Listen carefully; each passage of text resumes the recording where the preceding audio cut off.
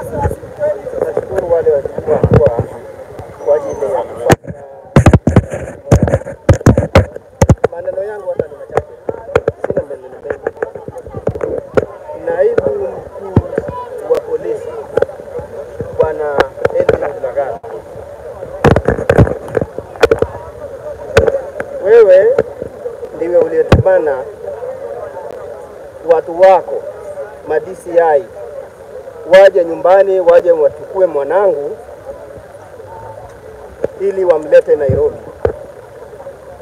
Kama mkuu wa polisi naibu, kwa heshima ambayo ninaheshimu nayo katiba ya nchi hii yetu ya Kenya, pamoja na heshima ninayopatia watumishi wa serikali ambao wanatumikia nchi hii yetu, nilipeana kijana wangu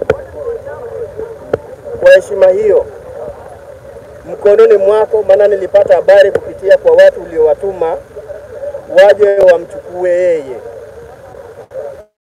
Baada ya kukabidhi huyu mtoto kwako, maana hawa ni watu uliowatuma tu, leo hii matokeo inatokea kwamba mtoto wangu amekufa kwa majeraha ya kupigwa. Nahitaji unieleze kwa nini ulimuua mtoto wangu. Kupitia kwa sheria ukaseme kwa nini ulimuua mtoto wangu.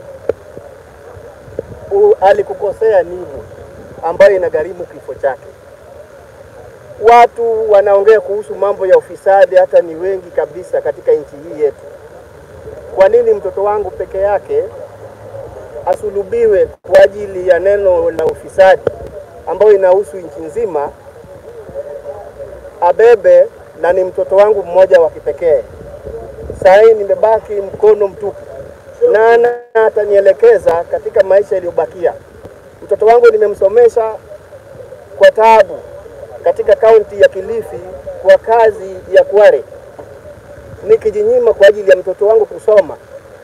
Alipohitimu nilikuwa nina matumaini, ndiposa nikatoka huko nikirudi Nyanza nikae nyumbani, kwa sababu mtoto amefika mahali kwa kunishika mkono. Sasa leo hii umenivunja mkono, umeniua. Kwa nini uniue? Unanidai nini? Amekuibia nini? Hayo ndio maneno ambayo nataka niongee wako Bwana Eliud. Baada ya ripoti hizo, na jana idara ya polisi ilitoa taarifa, lakini leo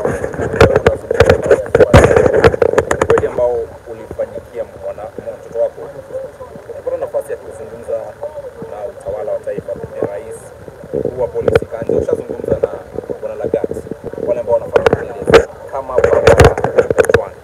utawaambia nini?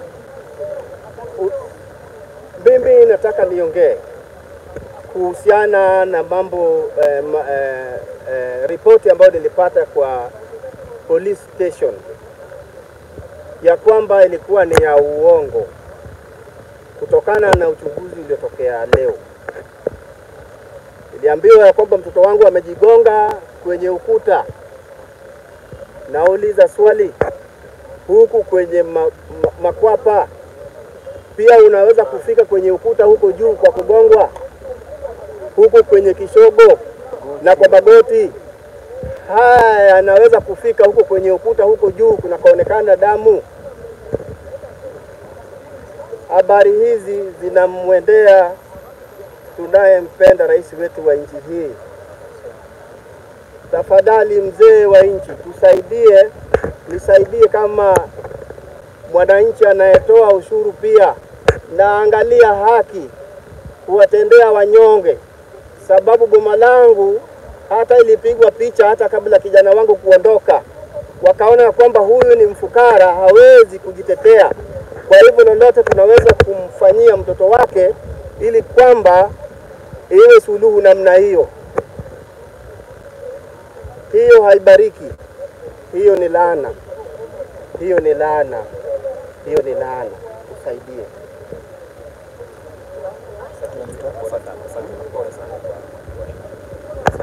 upendo wa familia. It's a very sad day in this republic.